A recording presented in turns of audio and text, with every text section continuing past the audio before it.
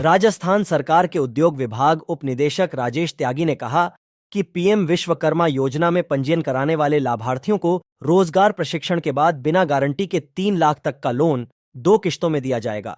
साथ ही उस रोजगार के लिए 15,000 रुपये तक की राशि के औजार भी निःशुल्क दिए जाएंगे।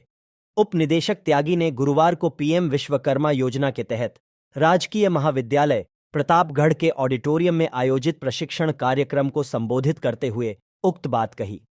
इस अवसर पर एमएसएमई के सहायक निदेशक मधुकर शर्मा ने बताया कि योजना के तहत लकड़ढी का कार्य करने वाले सुथार, बढ़ई, मूर्तिकार, पत्थर घड़ाई, खिलौने बनाने वाले, जेवर निर्माता सुनार, हेयर कटिंग कारीगर नाई, नाव बनाने वाले, तलवार और चाकू बनाने वाले सहित मिट्टी के बर्तन व खिलौने मूर्तियां आदि बनाने वाले कुम्हार, माला बनाने वाले माली, लोहे के औजार निर्माता लोहार एवं मोची चर्मकार, धोबी, मकान निर्माण करने वाले राजमिस्त्री, दर्जी, ताले बनाने वाले, बांस की टोकरी बनाने वाले इस योजना के पात्र है।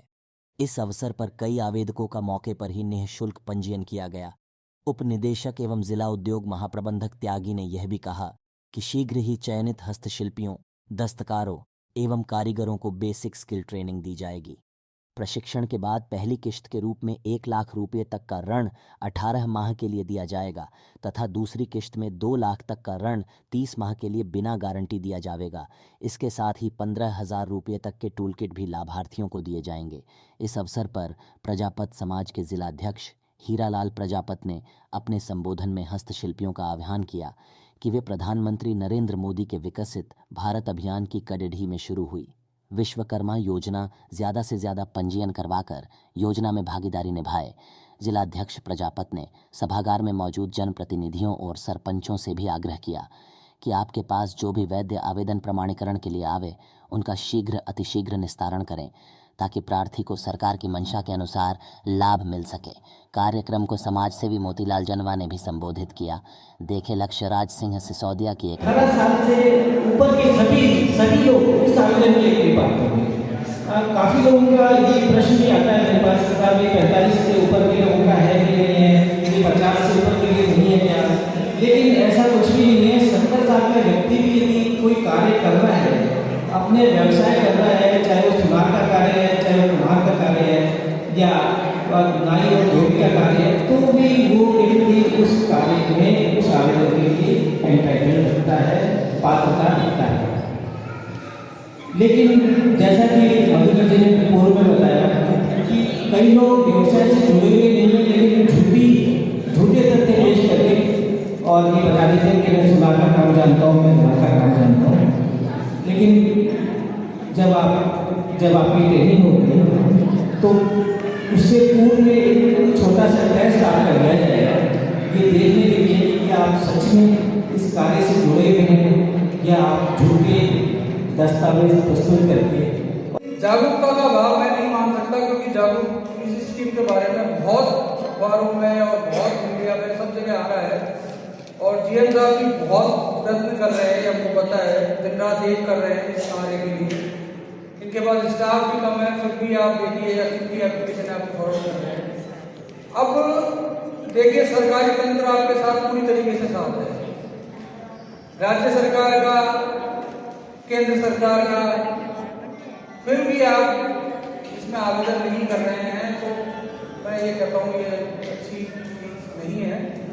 तो मैं पुनः फिर आपसे आग्रह करूँगा, देखिए इनका जो वर्कलोड है या जो उनके पास भार है जो सबके पास इस विश्वकर्मा योजना में, ये आप कल्पना भी नहीं कर सकते इस टाइम इतना भार है।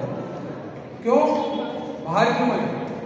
भार आप लोगों की भलाई के लिए है कि आप लोग ज़्यादा से ज़्यादा आवेदन करें और आप लोगों को ज़्यादा से ज़्यादा लाभ मिले, इसलिए दिन रात मेहनत कर रहे हैं। तो मैं ये कह रहा हूँ उनकी मेहनत को व्यर्थ ना करें, आपको सिर्फ आवेदन करना है।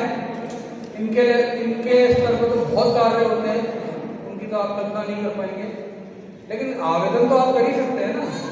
बहुत बहुत आभार व्यक्त करता हूँ जिन्होंने मुझे बोलने का अवसर दिया। भारत सरकार के ड्रीम प्रोजेक्ट मोदी का विकसित भारत के तहत ये कार्यक्रम आयोजित हुआ है। मोदी जी ने जो कुछ भी सोचा है इस भारत को विकसित राष्ट्र बनाना है तो सबसे पहले उन्होंने सोचा कि ओबीसी वर्ग में जो लोग देश का साथ देंगे तभी ये देश विकसित हो पाएगा।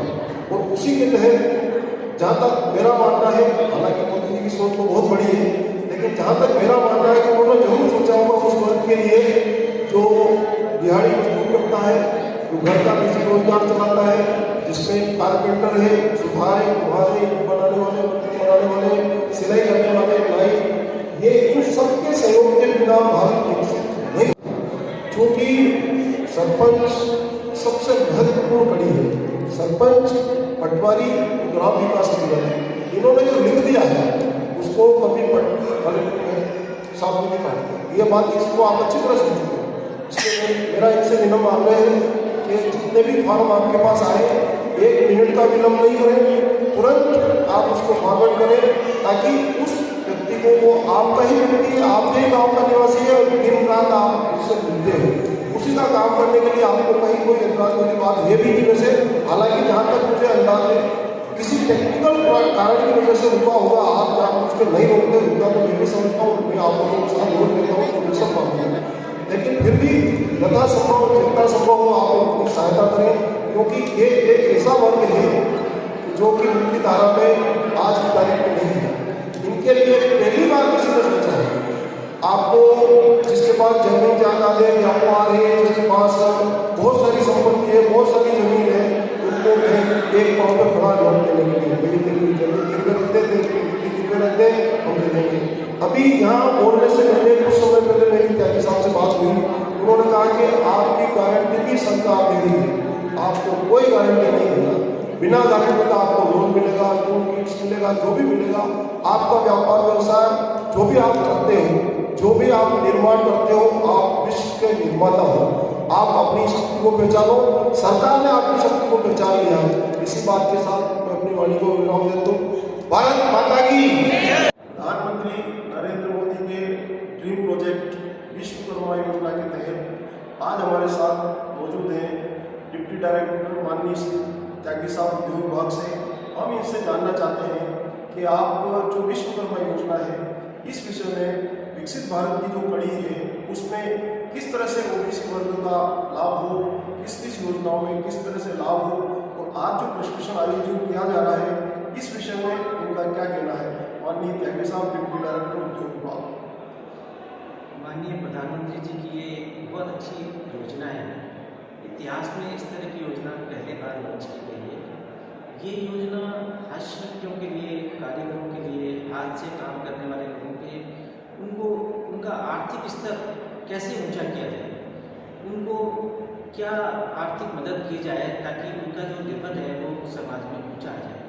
तो इसमें जो 18 ट्रेड दिए गए हैं, जैसे आपके लोहार, सुनार, धोबी, नाई, आपका मूर्तिकार, पत्थर तोड़ने वाले, औजार बनाने वाले, बढ़ई का काम करने वाले, नाव बनाने वाले, और यहाँ तक कि जो माला बनाने वाले लोग हैं उनको भी इस ट्रेड में शामिल किया गया है। इस तरह से कुल 18 ट्रेड में लोगों को लाभान्वित करने की योजना है।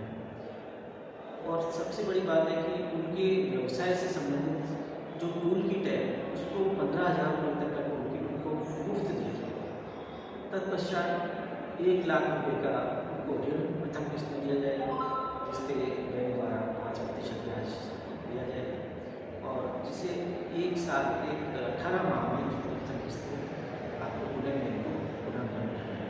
उनको किस्तों के रूप में 18 माह की किस्त के रूप में उनको 1 लाख रुपये का छोटा भुगतान करना है। यदि पहली किस्त का भुगतान कर दिया जाता है तत्पश्चात 2 लाख रुपये का ऋण पुनः दिया जाएगा और उसको भुगतान करने की अवधि होगी 30 माह।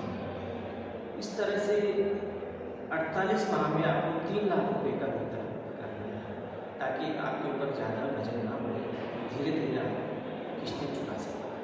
तो इससे उद्देश्य ये होगा कि जो इस तरह के कारीगर लोग हैं उनका एक इकोनॉमिक स्तर बढ़ जाएगा।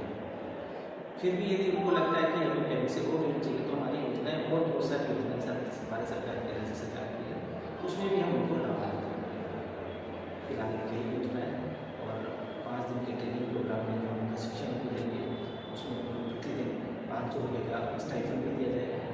स्टाइफंड इसलिए दिया जाएगा कि कि वो अपना जो काम है वो छोड़ के यहाँ पे ट्रेनिंग में आए, ताकि उनको आर्थिक रूप से किसी तरह का नुकसान ना हो। 500 रुपये प्रतिदिन के हिसाब से 2500 रुपये हम लोग स्टाइपेंड के रूप में ट्रेनिंग के दौरान देंगे और रहने और खाने की सुविधा मुफ्त करती है। ये सरकार का उद्देश्य है और ऐसे तबके को ऊँचा करना है। ये इसमें त्यागी साहब, कुछ लोगों का ये मानना है कि इसमें 18 वर्ष से ऊपर का है, लेकिन जो सीमा है 60 वर्ष के बाद इनका पंजीयन होगा या नहीं होगा। दूसरा संशय ये रहता है कि माननीय मंत्री महोदय हेमंत जी मीणा ने कुछ दिन पहले एक समारोह में घोषणा की थी, विश्वकर्मा योजना के तहत 3 लाख रुपये का लोन भारत सरकार की ओर से दिया जाएगा। तो इसमें जो लोन होगा उसकी क्या गारंटी रहेगी, गारंटी उसका लोन होगा, इसके विषय में कुछ विस्तार से बताएं सर।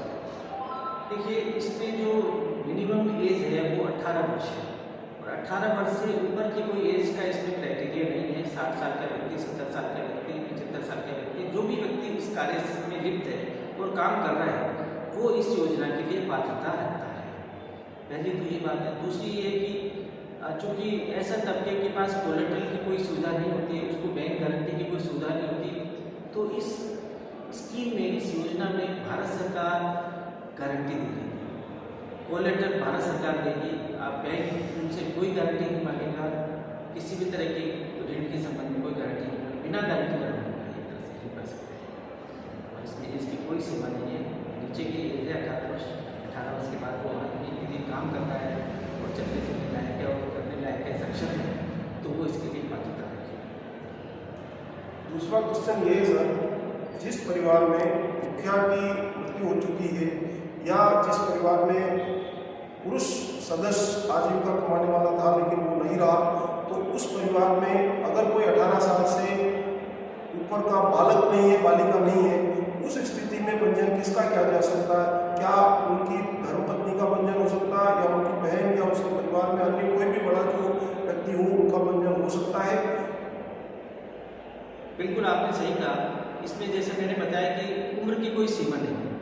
18 वर्ष से कम लोग नहीं इसके लिए पात्रता रखते, लेकिन 18 वर्ष से ऊपर की कोई सीमा इसमें निर्धारित नहीं है। यदि वो महिला इस कार्य से जुड़ी हुई है, जैसे हम कहते हैं कुम्हार का कार्य है तो वो एक पुश्तैनी कार्य होता है, सुनार का कार्य है तो वो भी पुश्तैनी होता है, उसमें किसी को ट्रेनिंग देने की जरूरत नहीं होती है, अगली जनरेशन उनका खुद सीखती जाती है और आगे चलते जाते हैं। उसमें महिलाएं भी काम करती है, कोई ज़रूरी नहीं है कि पुरुष ही इस काम करें, महिलाएं भी उसमें आवेदन कर सकती है। जैसे हमारे यहाँ टेलरिंग के लिए बहुत महिलाओं का आवेदन काफ़ी मात्रा में आ रहा है, क्योंकि महिलाएं ज़्यादातर इस व्यवसाय से जुड़ी होती हैं और वो घर पे काम करती हैं। उनको एक प्रशिक्षण लेने के बाद वो घर पे कपड़े सिल लेते हैं, उसके बाद घर पे जॉब वर्क आ जाता है। तो ऐसा कोई ज़रूरी नहीं है कि महिलाएं इसके लिए पात्रता नहीं रखती, महिलाएं भी इसके लिए पात्रता रखती हैं यदि वो उस हुनर को जानती हैं, उस स्टेट से संबंधित है और वो अपना कार्य कर रही हैं, तो वो भी अप्लाई कर सकते हैं। ये थे राजेश कुमार जी त्यागी, डिप्टी डायरेक्टर उद्योग विभाग, राजस्थान सरकार। इन्होंने जो जानकारी दी, हम इनको आपकी बात को हम चैनल के माध्यम से समस्त समाज और अन्य वर्ग की तरफ पहुँचाएंगे। आपका बहुत बहुत धन्यवाद आदरणीय त्यागी साहब, दैनिक जयगार्डन को समय देने के लिए बहुत बहुत धन्यवाद सर।